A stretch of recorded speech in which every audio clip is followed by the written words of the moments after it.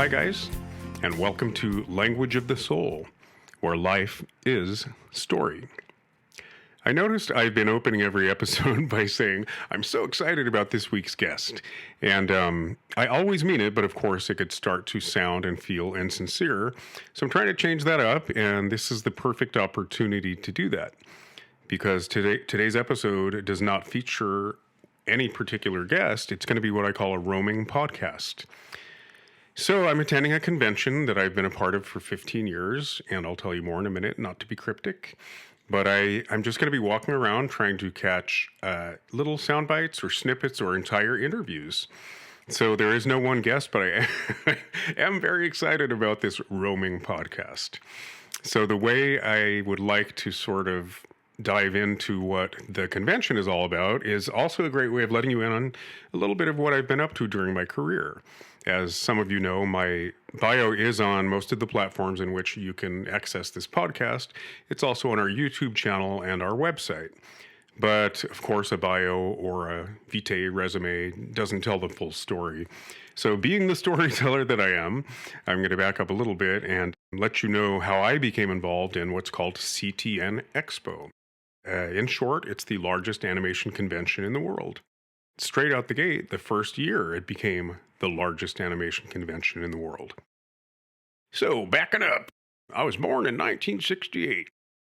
No, I won't go back that far. Some of you probably know I did work at Disney Feature Animation during what's become known as the Animation Renaissance. I painted production backgrounds and produced visual development art for what have become classic 2D animated films like Lion King, Pocahontas, Hunchback of Notre Dame, Tarzan, Little Match Girl, and One by One. So I was there for 11 years, all said and done. I worked in both LA and Paris, and those are my glory days. It's never gotten better. So to back up a little bit, previous to my internship, which was my introduction, my foot in the door, so to speak, I do remember being in college. I had already got my general ed out of the way. I was at Art Center in a very demanding program, and Little Mermaid came out. And of course, I had swam with the dolphins in Israel. I actually hadn't by that point, but I had swam with... Is swam the past part as well? I had swum. I had swam with the sea lions in La Paz, Mexico. And of course, as a child, I was just fascinated with coral reefs and undersea life. I wrote entire reports on them. I've actually mentioned that in the podcast, which I then illustrated, and my teachers would then distribute them to the class. And of course, I would include question and answers. So I unwittingly created more homework for my classmates. It didn't really win me friends, but it didn't make me enemies either. Anyway, I was always very intellectually curious about the planet we live on, and specifically undersea life. So when Little Mermaid came out, I was intrigued, not just because of her shells, but because I feel like it's an escape. It's just so magical under the sea. So I did go out and see it mid-college. And of course, you know, it's family entertainment, but it's largely meant for children. But it still got my attention, and I thought, okay, after those string of duds like Black Cauldron, no offense to anyone, but there's a string that have become known as a low point. We actually used to screen them while I was at Disney to remind ourselves what not to do. And the mythology that went down around that is, you know, the 9 old men had moved on, and I wasn't a Disney file. I didn't read The Illusion of Life, so I had to learn all this. But of course, the 9 old men, the original animators, had all died or moved on. And there was really nobody at the helm with a storytelling sense. A lot of great animators. Glenn Keane, up and coming. Andreas Deja was probably already there. And then really beautiful backgrounds. Like in isolation, there was a lot of artistry going on, but nobody really at the helm with a storytelling sense. So anyway, Little Mermaid got my attention because there had been some duds, and it just kind of opened my eyes mid-college, and I thought, Disney was a big part of my childhood. I hadn't really processed it that way, but my dad was smart enough with a family of 6, and God knows it could have been very expensive to go to the movies. He took us to the drive-in, so saved a little money there, but he always took us to the 10-year re-releases of the classic Disney films, meaning Walt always intended them to be re-released every 10 years. So I was just the right age to catch 101 Dalmatians, in the drive-in. And I was so young that I actually didn't know the difference between animation and reality. So I thought Cruella de Vil was our family friend Luella. Luella wore a fur coat and smoked a cigarette on a long cigarette holder. And I just thought everybody had a cartoon version of themselves, and that was hers.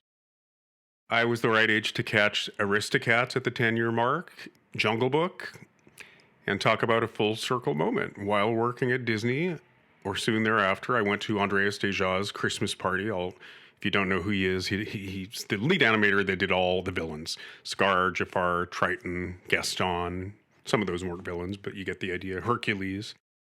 I would say him and Glen Keane are pretty much gods when it comes to traditional animation. Traditional 2D animation. Especially in the Disney tradition. Anyway, Andreas, I guess I'm off track here. I was going to bring this up a little bit later, but sadly, Andreas is the hub that holds the Disney legacy together. There's what's called the Animation Research Library, and of course, they document and archive everything. But Andreas is the only one that's actually in touch with everybody who's still alive, who's attached to the Disney legacy. So you go to his Christmas party, you see the Tinkerbell, you see the Sherman Brothers. Actually, I think both have passed now, but you saw both of the Sherman Brothers, and they would sit down to the piano and literally play It's a Small World the way it was originally intended. Chitty Chitty Bang Bang, all of their proprietary songs. It was magic. And then after one of them died, the other would sit down and play. But it was a who's who. And it was a full circle moment, having seen the Jungle Book in the drive-in as a child, to meet the voice of Mowgli. And he wasn't an old man, he was just a dude. It rocked my world. So I guess I'm going to take this opportunity to say, at one of Andreas's fabulous Christmas parties, I ran into a colleague named Tina Price, and she's going to be on the show a little bit later. And this was probably 10 years out from having left Disney. I was there for 11 years, and this was probably 10 years after leaving. And a lot of people had been laid off or just moved on.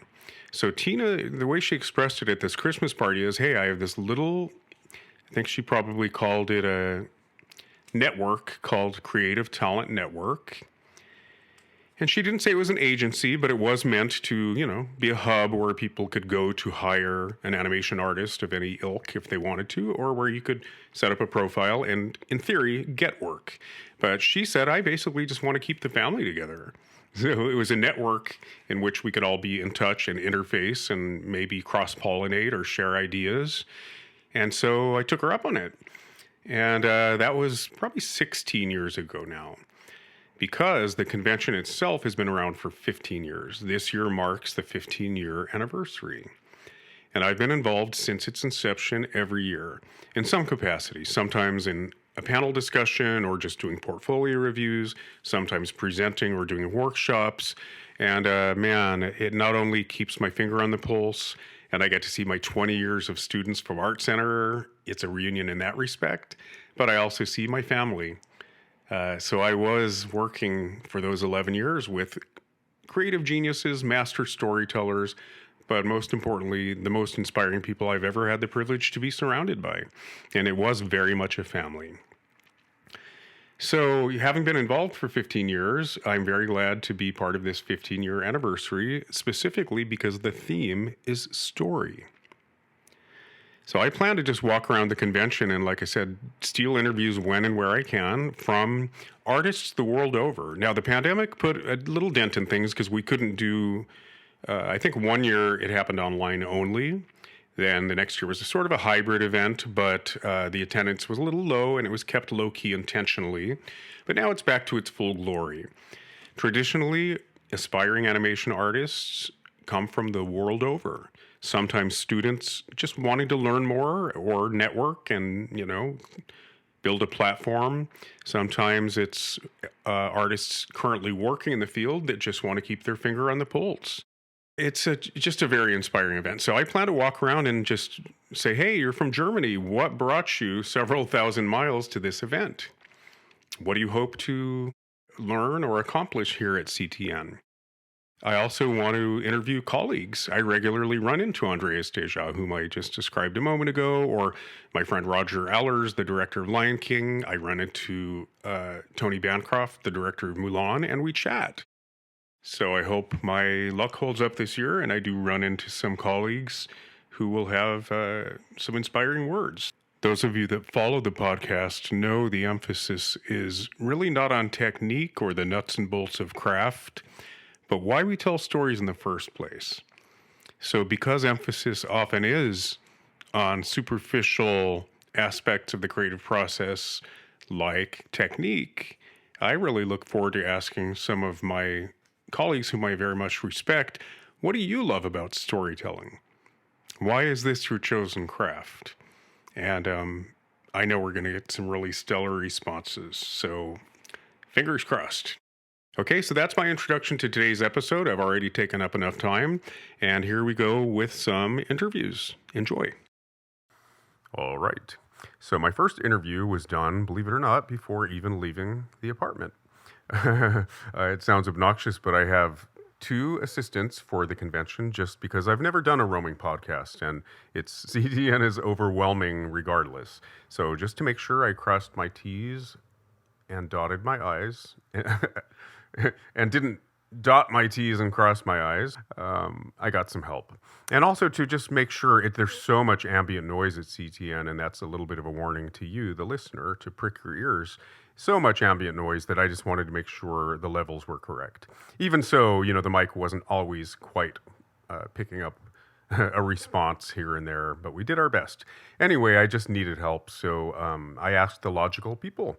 I asked a former student named Shanti, whom I will introduce in a little bit, but Lorelei Delgado is my niece. She's a brilliant artist. I wouldn't say that if I didn't 100% mean it. Great writer, just a great brain, very conceptual brain, really understands what inspiration looks like, and I think concept, and brilliant writer, amazing poet, amazing illustrator. So at one point she had chosen film, I believe, along with Christian studies, and for that reason I reached out to her and thought, hey, maybe, I don't know, she could benefit from this or meet some people or learn something at one of the very many presentations and panel discussions and demonstrations at CTN. Turns out she had switched from film to illustration, which is even more relevant. That was my major in the Cretaceous a million years ago, from 89 to 91. There were no entertainment tracks, so illustration seemed the broadest. And I don't want to put words in your mouth, but I believe she picked illustration for the same reason. It seemed the most open-ended in terms of career options. But you'll also hear some other reasons that we discuss in our little interview before even leaving the apartment. So let me introduce Lorelei. Hi there. Hello. So what brought you to CTN today?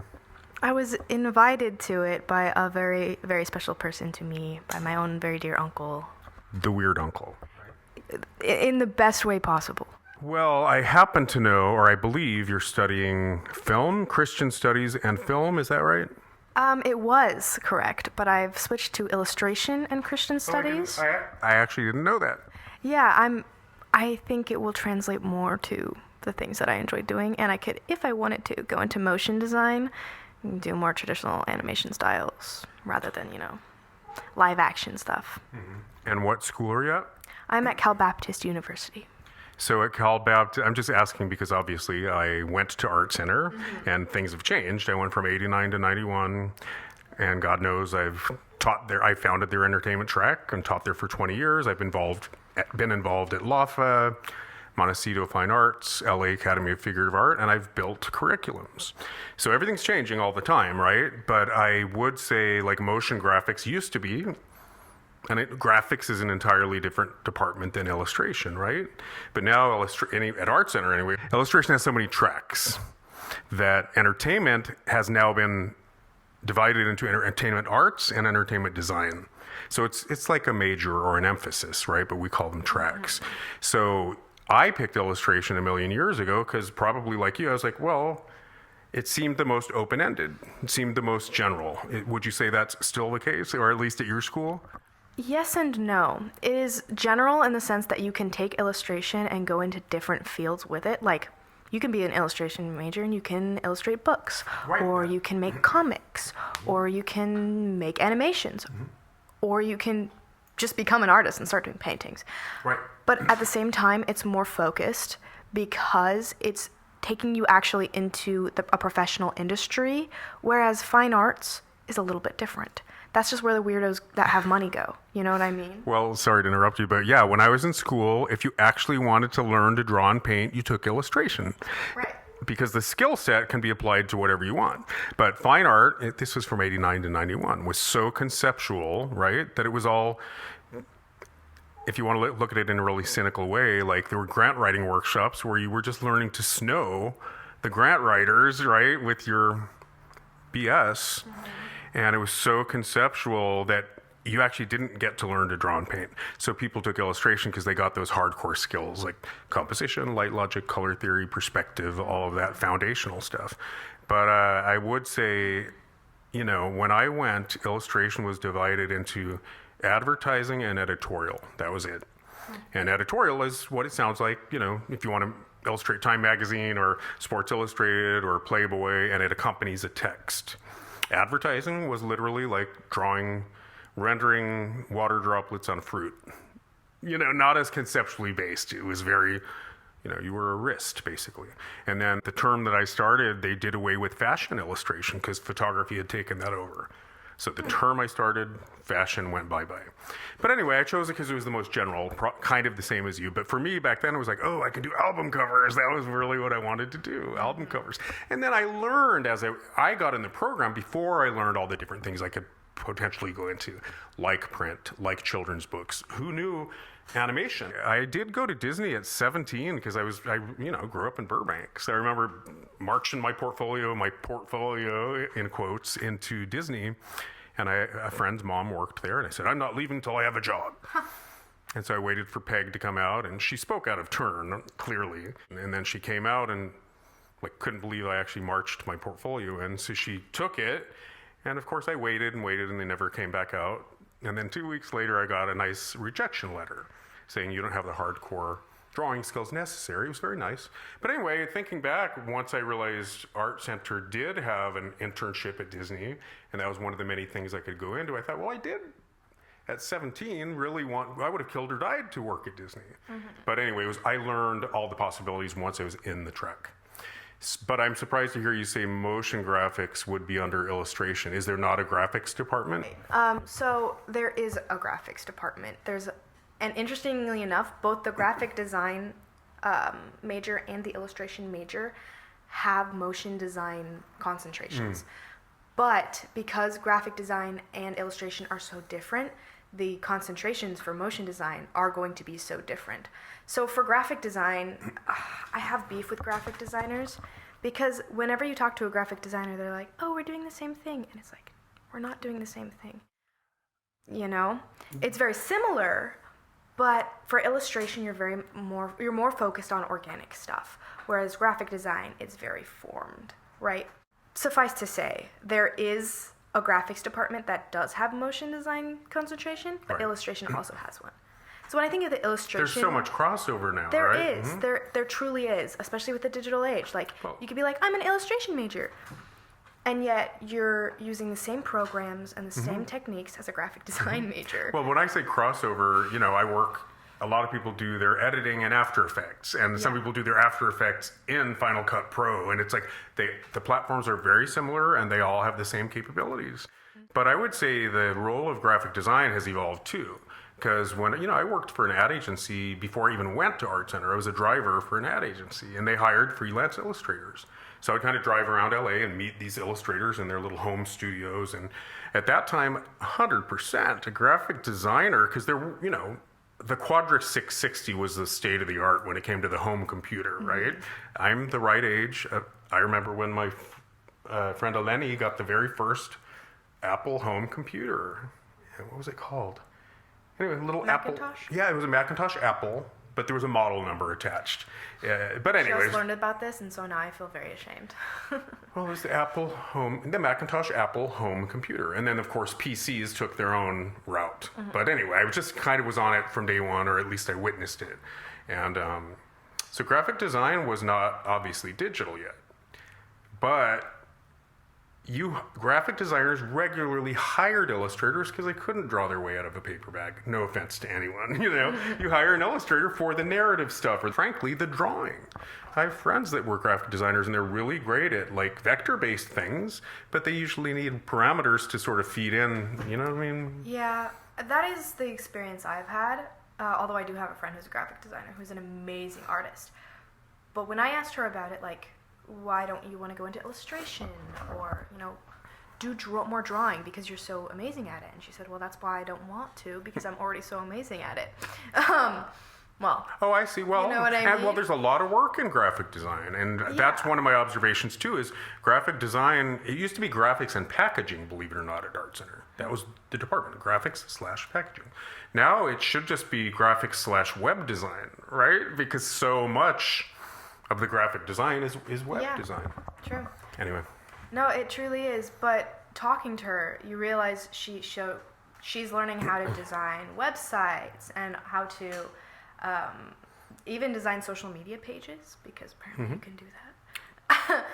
Design the template for a social media page? Or? No, but like there are things like if you look at a really professional social media page, they have the specific colors that they use, and they have specific elements that they add to the their home page for a social media. Okay. Yeah, something like that, like a YouTube or something. Apparently, it's very customizable. Well, yeah, I get job ads for Meta all the time. Yeah, yeah, exactly. And so, like, that there's things like that she can do. I think the emphasis for a graphic designer is user interface, whereas an illustrator isn't working as much with a user interface. Well, as an illustrator, my background is in illustration. My degree is in illustration, but of course, the bulk of my career has been in animation. So I do UI elements all the time in gaming. Like my only experience with gaming is, do you know Silent Hill? I do. So I did at the time it was called the PSP version. It was timed with the release of the movie. So I did all the characters for the PSP. Wow. Yeah, and that was my first brush with gaming. But then later I did Pixie Hollow, Fashion Boutique, and Princess Dress Up. Very different than Silent Hill, for DIMG, Disney Interactive Media Group. And a lot of that was user interface, just little buttons, but they had to be really highly rendered. It wasn't vector-based, it was actual illustration. But it had to be really, high res and really rendered out to be used as a UI element. Right. Anyway, we should get in that Uber. You're a great interview. Can we'll add more to this later. Okay, I'm so down for that. Okay, but let's pretend for a minute that I don't know you. Okay. And you just showed up at CTN. I mean, do you have any preconceived notions about it? Do you hope to accomplish anything, or just learn anything, or promote yourself? What's the goal other than helping your uncle? I considered researching it beforehand to be prepared because I have a little bit of social anxiety. No, I'm but sorry. This is going to overwhelm you. Oh, no. I'm telling you, we'll have a talk in the Uber. All right. Well, the thing is, though, I want to work past that, and I want to do exciting and thrilling things. So I decided I'm not going to research it. Good call. Seriously, actually a good call. Yeah, and we're going to see what it's like when we get there, But I am hoping just to see things, I want It's to... inspiring. Just be inspired. inspired. Yeah. I want to be inspired. I want to see what my peers have done, what are the people that are above me called? The people that do what? The people that are like above you. Oh, like the higher ups? Higher ups. I want to see what the professionals, 1%? I want to see what the professionals are doing. I want to see what people use animation skills and drawing skills and illustration skills and all of those things for. I want to be inspired. I love it. I love that attitude, and that's exactly what it can be. Don't be freaked out by how incredibly competitive it is. Your Aunt Renee went once, and she was like, she was like a deer in the headlights. Yeah. And I would have freaked out if I would never have even tried if I was 19. Yeah. But I think you can you'll learn a little something. If there's an event you want to go to, you can actually attend it. You're going to meet some people. I did tell your grandma, you're going to meet my family. This is my family for 11 years. The most inspiring, not just master storytellers and amazing artists, but really down-to-earth people. The most inspiring people I've ever had the pleasure of being surrounded by. It's not, do you know what I mean? It's Yeah, not the no, I get Hollywood you. cliche that you think. I mean, animation, you're behind the camera. They're dorks. Oh, and not that's Hollywood. that's my people. Okay. You know? No, I don't want Hollywood. And so I was telling my friends about this, and they were like, "Oh my gosh, you're going to LA, you're going to see celebrities." And I'm like, "No. I'm seeing the people behind I was going the to say, celebrities." I did tell your mom, like, it is truly, I'm not kidding when I say the most quality people I've ever been surrounded by. It's never gotten any better. I can't wait. And they're my family. Yeah. But they're, and animation, it's not glamorous. We were in the little building with the hat in Burbank. Previous to that, we were in warehouse buildings, very incognito warehouse buildings. Then when Lion King did so well, they built that building with the hat. But it's still just very down to earth. We're behind the camera. We're dorks. Mm-hmm. But one woman, and she was in production. She wasn't an artist. She was in production. And she thought she had to rub elbows with the A-listers and play the Hollywood game and, the casting couch. She had all these notions in her head about LA. So she rented a BMW to drive onto the lot. She rented a BMW to drive, and it wasn't even the main lot of Disney. It was just drive in the animation parking lot. So that was the exception, you know what I mean? Somebody that thought they had to play the game a certain way. Anyway, enough prefacing? Yeah, I think I'm prepared. Okay. Hopefully not too prepared, but prepared enough. Okay. Let's go. Let's call that a work. Let's go. So with that, Lorelei and I headed out to the Marriott in Burbank, the convention center. And we were joined by a second assistant. It sounds obnoxious, but just to manage the logistics of doing a roaming podcast, which is new to me, I had a second assistant, and her name is Shanti Biondolo. I knew I was going to botch it. Shanti Biondolillo. I hope I said that right. Biondolillo. You'd never know I was Italian. Anyway, Shanti joined us, and we got lucky straight out the gate, man. We started tag teaming. And the first event we attended, I think I've mentioned this, was Mushka. So Andreas Deja, I did mention him, one of the top animators in the world, premiered his first solo effort, Mushka. Took 7 years to make. It's a beautiful, poetic little film that just transports. And immediately afterwards, we were able to corner Andreas. And he was gracious enough to give us not just a couple sound bites, but some really great content. And enjoy. Okay, we just came out of a screening of Mushka, amazing. And it's my second time seeing it. It's there first, if you want some feedback. All right, tell me. What did you think of it? It was gorgeous. It got me really in my feels. I almost cried, but I didn't. Good. But I almost did. Sentimental film. And when people cry, that's a good thing. Yeah. I was thinking if I was a child, I would be a mess. I would be in tears. And I was a little weepy, but it's kind of the Santa Ana's. But it's so touching. I think if I was a kid, I would be kind of traumatized for life. It took me a little while to get used to the tone of the film because I had a little bit more of a comedy in mind with gags. But then once we storyboarded the screenplay, I thought, okay, it's not an outright comedy, and I could fill it with gags now, because at Disney that's what we did. We would have a screening and then find out it's not funny enough. They call it a comedy punch-up, right? Yeah. Every film I've worked on. Or like a gag meeting or something like that. And I stayed away from it. I thought it doesn't really need it. Let's stay truthful to the tone. And just do it. There were moments, though, if I could argue. There were, I think, when needed, there were little comic reliefs. I'm trying to remember the Disney reference. There were some inside jokes. Yeah.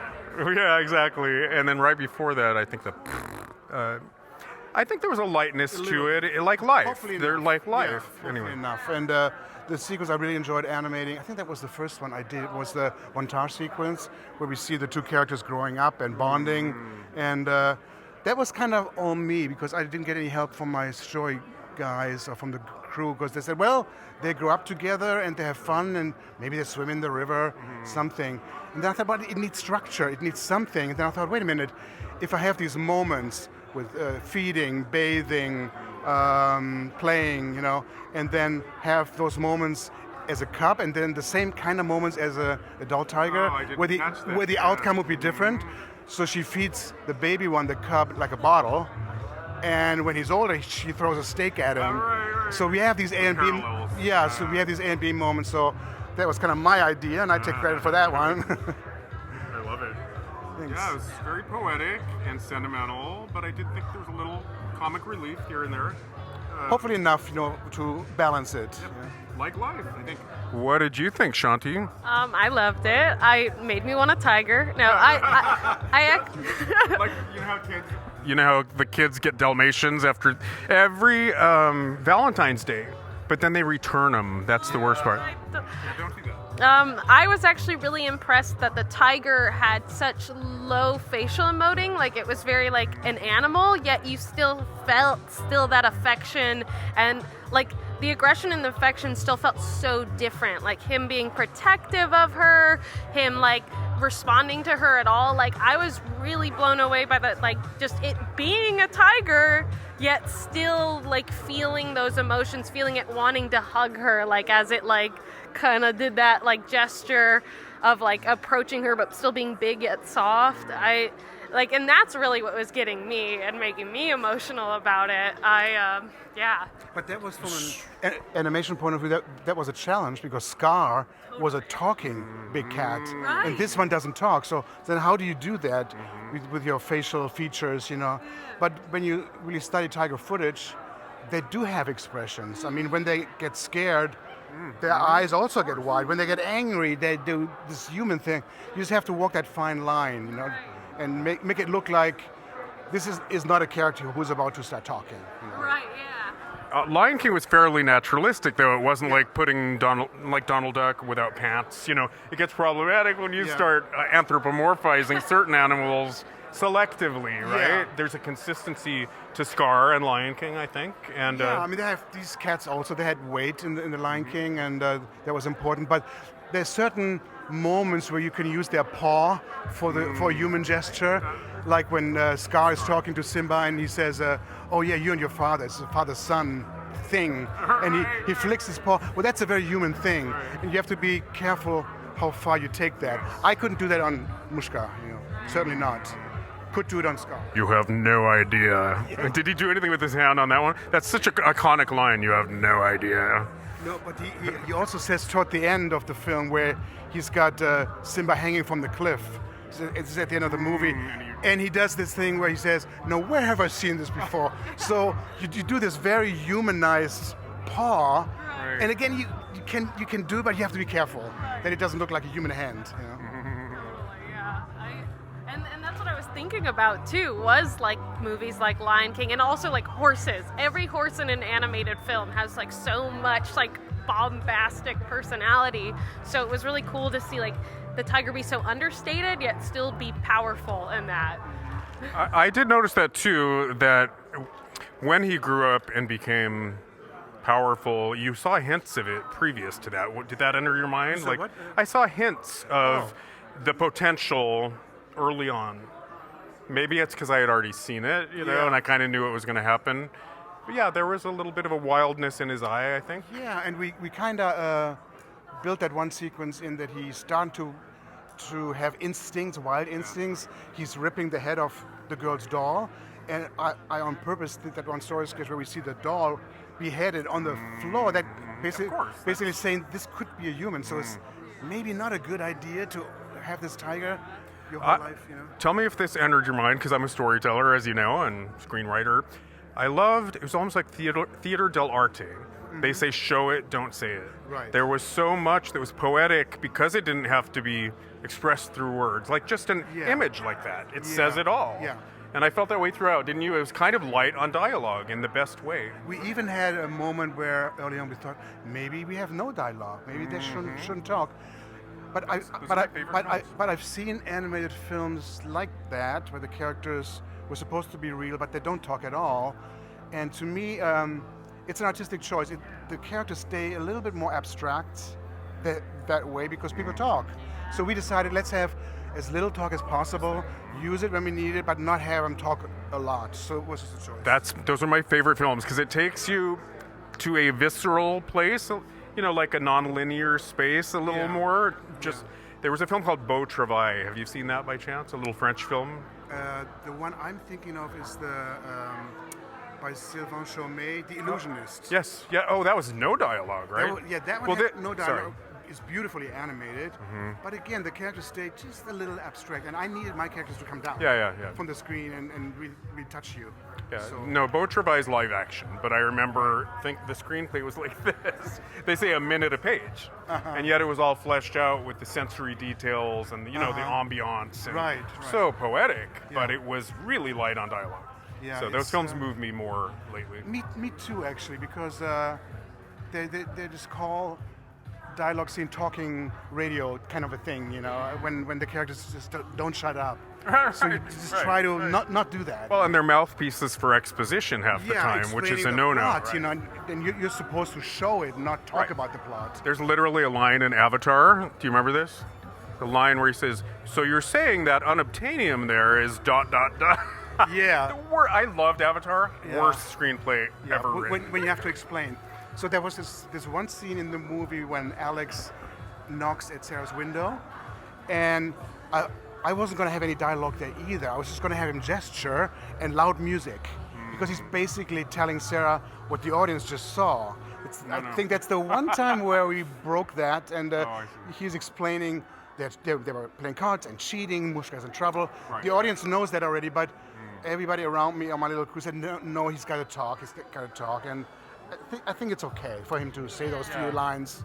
You know? It worked. It worked. Just our opinion. Thank you. Who are we? Anyway, well, thank you. I would say what's next, but we actually, I don't want to keep you, I don't want to monopolize you.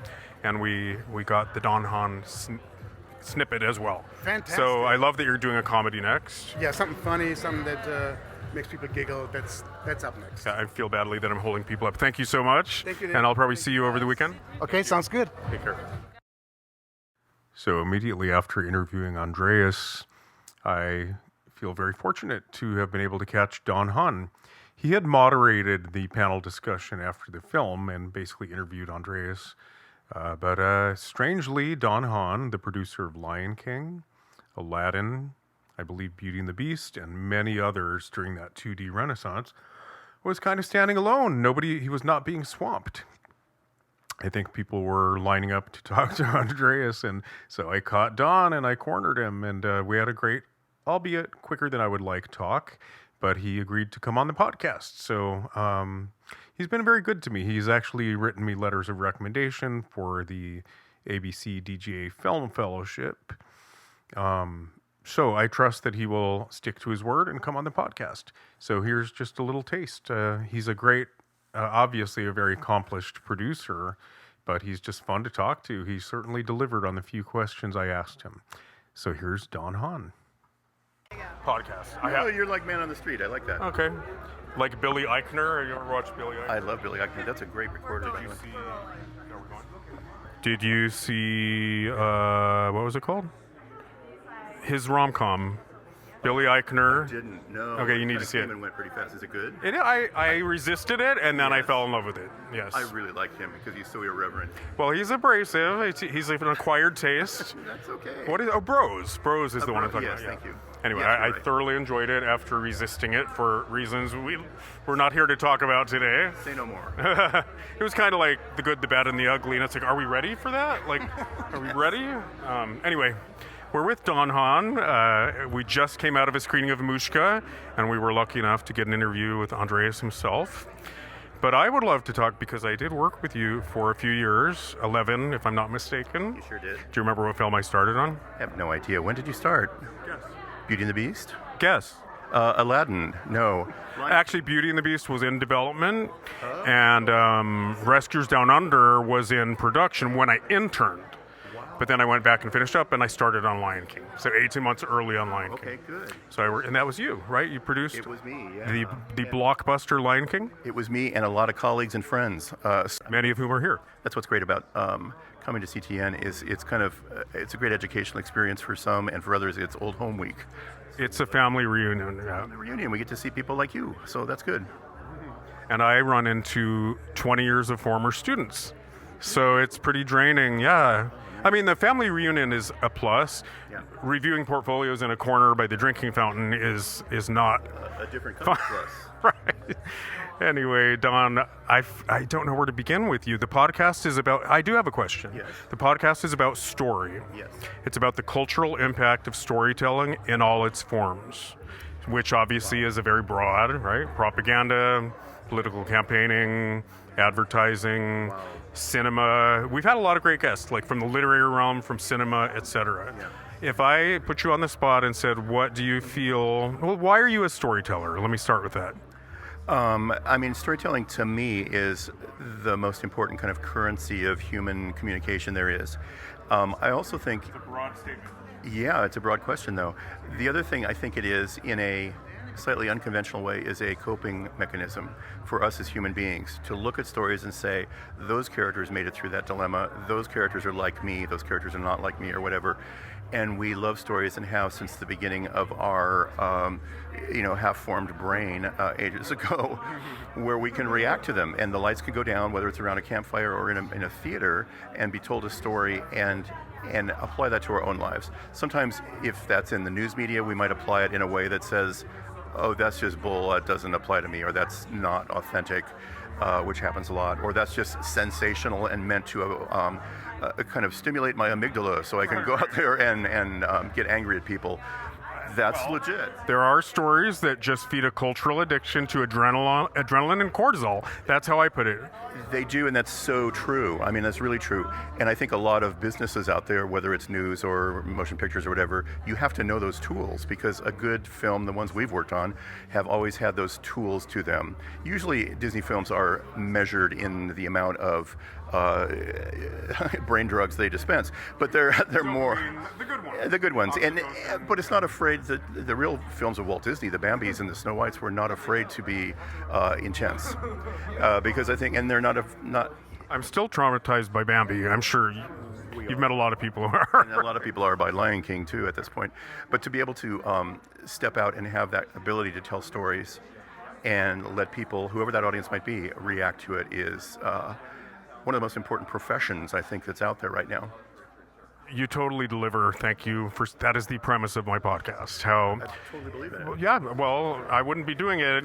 We wouldn't be doing it. But I also wouldn't be doing the podcast if I didn't believe it. Yeah. Here's my way of putting it. Just want to see if you agree. Mm-hmm. The evolution of our noosphere, right? The realm of our morals, ethics, codes, beliefs that become policy, right? That moral realm, it's as crucial that evolve as our biology. So storytelling is no small thing.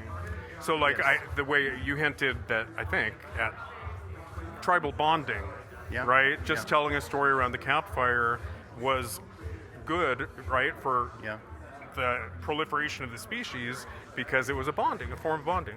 And how we remember the mistakes we made, or don't remember the mistakes we made.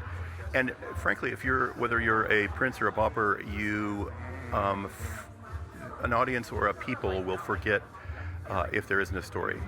The most memorable people out there, from religious figures to political figures, are remembered by their stories, not by their architectures. That may still be there. I think Kim Jong-un wasn't born. He sprouted on a mountaintop in a lotus, from what I remember, right? That's a story right there. I have been told that, yes. And so those kinds of stories are important. And by the way, But they understand the importance of story. Do you know what I mean? they really do, and also the importance of mythology. And we have equal mythology in our Western culture, mythology that tells us, for example, how we feel about ourselves, not as humans, as Americans, as citizens of the planet. Our stories define who we are, and what's really interesting about the age we're living in now is those stories are all being questioned and being tested. And people are saying, well, wait a minute, this story about the Founding Fathers or about the Native Americans is not what I thought it was. The real story is more like this. So again, storytelling is that currency whereby we learn what it is to be human, full stop. Well, and the full tapestry of our shared human condition, right? Yeah. I want, just because you mentioned it, it's your fault. I'll let you off the hook in a second.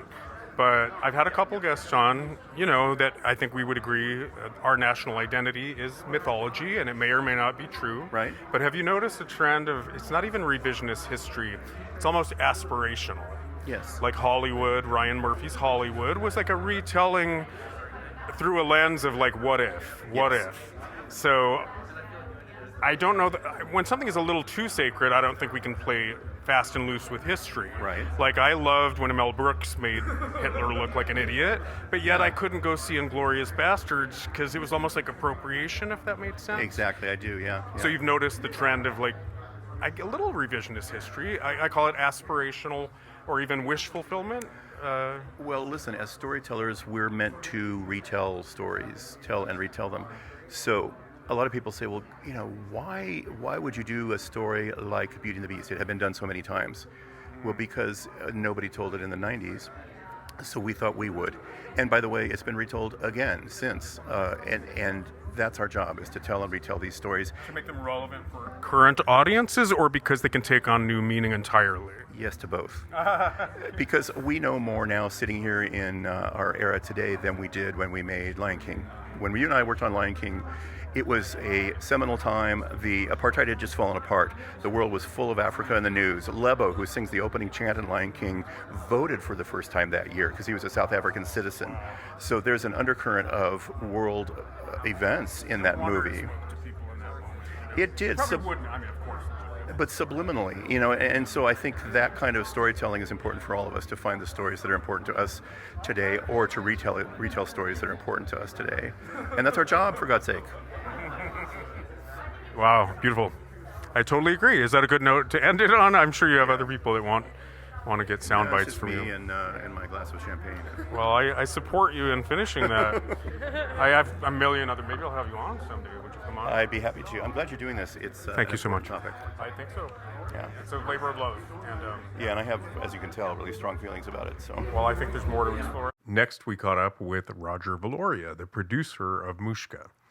He's actually a director of photography / cinematographer in live action, but in working with his partner Andreas on this 7-year passion project, he's also become an expert in building a pipeline and an animation studio from the ground up. No pressure, though. It's all very casual. We're not pressured by having a microphone right in between. No, this is us. just It's just a conversation. We can get raunchy. Yeah, we actually like to drop F-bombs on my podcast. So as many as you can drop. Behind the scenes. Oh my God. Anyway, Roger. you recording now? Okay. We're all good. Okay. Cool. So I've seen it before. They had not seen the film. You saw it at the industry screening. Yeah. Yes, what theater? The theater was like, I can't remember, but right on Wilshire. Yes. Yeah, I thought that was the premiere, was it not? Not really. That was the industry It was just screening. Yeah. Anyway, so beautiful. I had already seen it, but they gave Andreas some really good feedback because they're seeing it for the first time. Okay. So, of course, we all think it's poetic and melancholy and beautiful. And we were kind of talking about how light on dialogue is. Right. It's almost so visceral because it kind of transports you. I call it a non-linear space. It's just so dialogue-free that it's a very emotional experience. But I want to ask you not so much about the story. I know you were the producer, right? Producer, editor. I mean, what did it? So many hats that I wore all the wore, hats. basically. I mean, Andreas just drew the animation, and then he gave it to me, and then I took over. You know, I got to scan all the drawings. I had to do all the compositing. I got to work with the artists. You know. But you built the studio from the ground up, is how I put it. Right? I had to create a workflow that is something that I, not like you guys at Disney, that you guys have already something going on. The train is already rolling. Machine. They give you your assignment that you are that's what you do and that's what you take. No, I have to create stuff myself. Like, oh, now I'm the colorist. Today I'm the editor. Today I'm the all these different. The day for night guy. Yeah. There's day for night. It was a challenge, but I learned a lot. And I get to. Do you feel like you're up and running, so maybe you don't have to work out as many kinks next time, or is there always a? No, you still work, curve? but I think I already know what to do. Like a lot of stuff that I have to come up with. I mean, how do I do this? How do I create that? And it's so funny because nowadays you go online and you can find anything online, and everything is online. Do you want to know how to use this? You go type the Edge, Zoom, whatever. When people ask me a question, I'm like, "Do you have fingers?" Like, do you have Google fingers? Yeah. And literally, yeah, there's tutorials for how to pick your nose. Everything. I mean, I had an issue with one of the hard drives, and they actually explained to me how to open it, and then, put it back together, and it started running Actually, again. yeah, I replaced my graphics card. My own graphics card. I was so proud of myself. Yeah. So that's all the stuff that I learned, on the not just technically. Sometimes we had some issues with some of the hard drives and stuff like that, but that happens, But yeah, it went really well. Give me some specifics. I remember you said that the day for night thing was like, oh, okay, that's not a shortcut, but like a hack we can use. I think when you already start technically thinking about stuff, you come up with those tricks. You're like, oh, because Andreas was all thinking about, okay, at Disney we have to figure out what's the color at night, and then we have to do some tests and see what's the right thing to do it. But now you don't have to. I mean, this is the colors that you have right now. Light makes these colors to be at this color.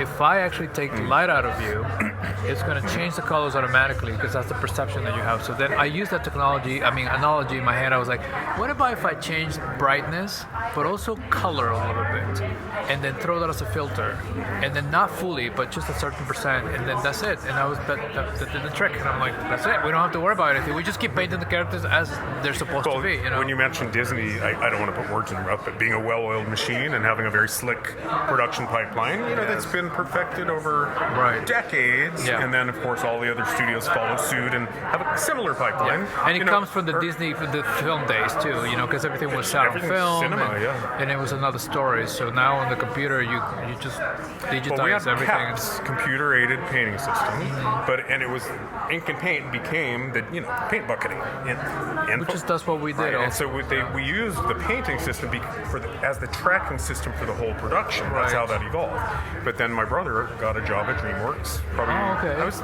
midway through Pocahontas, I think, and of course I got him the interview, but he got the job on his own. But I got him the interview. But he was on the ground floor with Jeffrey Katzenberg, literally ordering all the equipment, setting up the workstations. But on El Dorado, that was the first film, I think, right? El Dorado? Maybe, yeah. And it looked beautiful. It was beautiful, but they did it all in Photoshop. No. Wow. Even the I forget what they used to composite, but they didn't have a CAPS. They didn't have a tracking system. Right. And I just remember all the, the plane separation of the backgrounds was all Photoshop. I was like, holy crap, that's low tech. Yeah. So we actually use After Effects for film and a program called TV Paint, which is it really helped us to do that traditional workflow. So beautiful. I noticed things this time that I didn't last time in terms of the tactility and the surface texture. I love the ice. We had to have some film grain too, because otherwise it looks so slick, so digital. I think that's what I didn't notice last time was the surface texture. I noticed it on her hair, but I remember, way back when Andreas, I think, was approving the re-release of Sleeping Beauty. Remember the crawl idea? Yes. He was so invested in the crawl, and that means the ink and painters, you could see brush strokes going up and down or left to right or any number of rhythms. Yeah. And when they cleaned it up, it was so synthetic and almost cold, right? Right. So he had to reintroduce the crawl. Yeah, they need to, I think because they took all the grain out of it. The grain was already, I think the studios already knew that that's the texture, that's the final look, But even, sorry to interrupt you, but even the plane, remember the multi-plane camera? Yeah. So it's literally plexiglass, and you're just taking your foreground, middle ground, background, and sometimes gluing it to plexiglass. Yes. So then you get your parallax shift when the camera moves through it. But I remember very distinctly, all the things they cleaned up and got rid of. Reflections, dust, scratches. It looked like spider webs in the forest. It looked like I guess ambiance, and it was so synthetic when they cleaned all that shit up, right? Yep. Well, we tried to do that little dirty touch to the movie, because it was so perfect, Well, you reintroduced. Maybe it wasn't Sleeping Beauty then. I remember seeing one where it's like, oh, it was Bambi. It's like, where are all those beautiful spider webs and the dust? That's right, you reintroduced the crawl, I remember that. And then, what about, was there multiplane stuff on Sleeping Beauty as well? Well, we used some multiplane, but what we didn't do is we just wanted to make it look more like, I don't know if you guys know, but I mean, like when you see like the 101 Dalmatians or those old films, that's what Andreas wanted to have, you know. Shaking it. Yes. Well, he mentioned blackline, but he really didn't so much mention the Xeroxing thing. Right. Because I felt like the vibrating line is the product of the Xeroxing technique they were using at that time as well. That is And that has been a big issue for me with modern films, is they're too perfect. Yep. They're not organic enough. No. They feel alive. Well, we are attracted to imperfection, you know, especially visually. You know, you don't want something so perfect, you know. What is wrong with to see you with you having a little freckles or something on your skin? Because, people get obsessed with that, you know, like Hyper. who Photoshop my face, you know. It's like, why? This is your face, you know. It's just we just overusing this tools that we have now. And, Instagram filters that ruin everything. So, and it takes away the realism of everything, and then that's what we try to keep on this film, you know, not to be so perfect, you know, like that. It's so refreshing. We were talking about even art, the idea of any currency to the archival physical artwork. Do you think that's going to make a comeback? You know what I mean? Like the actual assets that are used to make the film. Right. I don't know. I mean, this whole AI, I don't think AI is going to make a film like this. It's not going to look like that. You can't replace that. Something that's done by hand, you know. But it's getting pretty good, you know. But this is for a different thing. I think AI is actually a tool, and it's not artistic, you know. We're going to do a whole episode. Trust me, we're doing a whole episode. And I think it's a tool that we all use because we're using it even right now. I mean, everything in our phones is all AI. You know, Alexa and Siri and all. You know, when I travel, even here in LA, I just go and turn on my Waze, and that is actually an AI telling me where to go. Part of the problem and not the solution. Yeah, so I know that we use it, but not to use it to replace you. Why are we going to replace you? Because this thing can actually do your job. You know, you're here. Well, you're wearing this. You're holding it. You're aware of the sound. And no, the thing is like, no, you don't need to be here. I can do it. Okay, let's see how that works, you know, if that's going to be good enough, you know, because... Andreas is the one holdout, right, to even digital animation. He's a purist. Right. So you're opening a can of worms here, but maybe I'll have you on for our episode about AI, because I think I have opinions. You know, people talk about the human touch, right? But literally 25, 30 years ago, when virtual reality was in its infancy, they came to Art Center and this is before Lawnmower Man, the movie that popularized virtual reality. And they've got all their arguments. I would say, well, what about spontaneity? What about humor? Right. Oh, that can be programmed. Spontaneity can be programmed. They have answers for everything. But for me, it's not even the human element, whatever that is. To me, again, when those higher-ups were saying during the strike, oh, we can cobble together a script, we don't need you. They were literally saying, we don't need you, you're a dime a dozen. We can create scripts through AI. Sorry if I'm repeating myself. But my immediate thought was, well, you can put a bunch of old tired tropes in a blender and come up with a screenplay, in quotes, but it's not a story that transforms people. Right. It's content. Right. So like this, I'm an elitist, I went to Art Center, but the big difference for me is not the human touch, the tactility, the archival artwork. It's like inspiration, I'm going to lose you a little bit, comes from the universe itself. It collective consciousness knows what's needed in our evolution. It works through us like antennas, and that's what inspiration is. You can put now I'm preaching, but you can put parameters into AI and produce a result, but it wasn't inspired by the universe. Right. You're an artist. Back me up.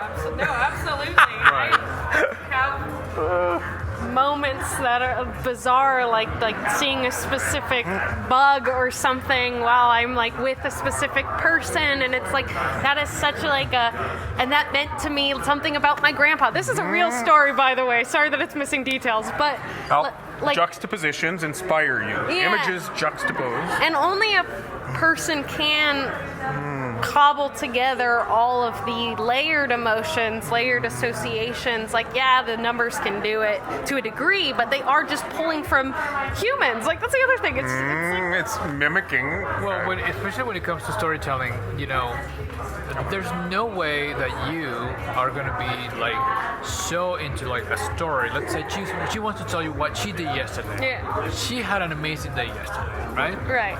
And AI is not going to tell you that because you know what? AI doesn't know anything about what happened to her. Right. It certainly doesn't know humor yet. Let's all agree to that. Yeah. AI can't do humor. Or like the main, like stuff that just happened to her. Let's say, I don't know, something really great or something really bad. That was your story. You know? Now, The alchemy. then you want to fit it to the computer, and the computer can actually take some elements to create a second story. That's another story. But that's the thing that I think I'm not against it. I just think that it has not to there be, yet. It's it not has there to be yet. a place where, okay, well, when it comes to competition, they say, okay, this is art form made in AI, and this is art form made still by humans. Yeah. And there's a competition. We are competing in this form here and in this form, but we can't just replace this with this. Yeah. You know, one thing can take the other one, you know, because that's what the whole fight it is, you know, like that we're Totally. having right now. That what it's going to be replaced with. Right. Yeah. Sorry, jump in. So, Jump in. well- I know you have an opinion. No, I don't. I hate to bring this in because it is always controversial, but I believe that values can be taken from any worldview as just as a piece of literature from a biblical sense. Okay, we are all created in the image of God, the Imago Dei, and so because He's the ultimate creator, right? We are all little creators, and that's the element that separates us from AI is the created element, because AI cannot create. It cannot, because without the parameters, can it do anything? No, Right. it cannot. It doesn't That's what have I'm the getting at. ability to pick something out with its own mind and say, you see that chair right there? I'm going to remake that. It waits for you. Yeah. And even if it had some type of sentience, it still has to be programmed. Yep. Whereas people are not that way. Hey, People are little I mean, creators. Yeah. And even if your AI is like something that you will use, it's also based on stuff that already comes from you, comes from her, you know. So it's the only way it could happen. If there's no information given to the computer system, nothing is happening out of the computer. You know? Sorry, I just want to follow up on what you said. I agree with the divinity idea, you know, Yes. in a Christian context or not, in any context, creativity, the creative process is the most divine thing you can engage in. Agreed. And I was just connecting it to, like, if you look at it from a evolutionary theory standpoint, that everything's here to propagate the species, even if, you know what I mean, you have no spirituality, you don't have a spiritual bone in your body or a religious bone in your body, on an evolutionary theory level, we are wired to either realize our potential because epigenetics promises we'll pass that on to our children, right? So we're inspired by the universe, collective consciousness, God, call it what you want. We're inspired because it's needed in our evolution. Does that make sense? It's the same thing. Well, it's Same another thing, tool. divinity. I think we need to learn how to use it and not to actually, you know, I think they're making this big deal out of it right now. Yeah. It's just a tool that we have, and it's But just gonna everyone's help us. but everyone's focused on rights, and I want my money. Like, I don't want them using my Because image. they're I want- focusing on the wrong things. And Yeah. It's actually more, we have somebody who can help us, you know? It can just help us, but doesn't replace you as a human, you know, or your idea, you know? Don't tell me that an AI is going to make a new Harry Potter movie, you know? Right, and then yeah. it's going to be even better than, Well, it replaces and another way too is like have you ever heard about the bot? Like, there was a chat bot, forget what company, like not Google, some big company created a chat bot, and within 24 hours it became a Hitler-loving, sex-obsessed, blah, blah, blah, blah, because it's, you know, it's the pop culture. It's humans that are feeding, that are creating the parameters. So I feel like if storytelling is meant to, I don't know, evolve humanity, it's got to have all the colors and all the threads in the tapestry. So even indigenous people whose stories haven't been told need to be woven into the fabric, right?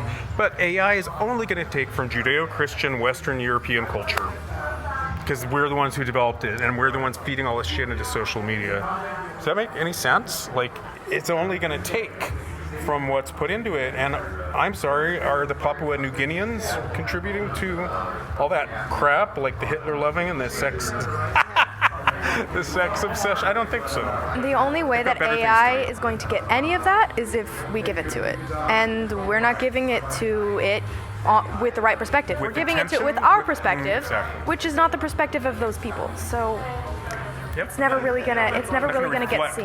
It's the- never gonna But be I seen. tell you one thing, there's no AI on Mushka. We didn't use any of that, right? It was all hand on paper, and it's still, we use a computer, but it was all like a person, me, sitting my ass there every day, every night, scanning the drawings, coloring the movie, putting it all together, and also sitting there and waiting for hours to render the file. You know, so and What I've said for years, Andreas will be the survival of 2D. I know hope Europe's so. doing Yeah. it.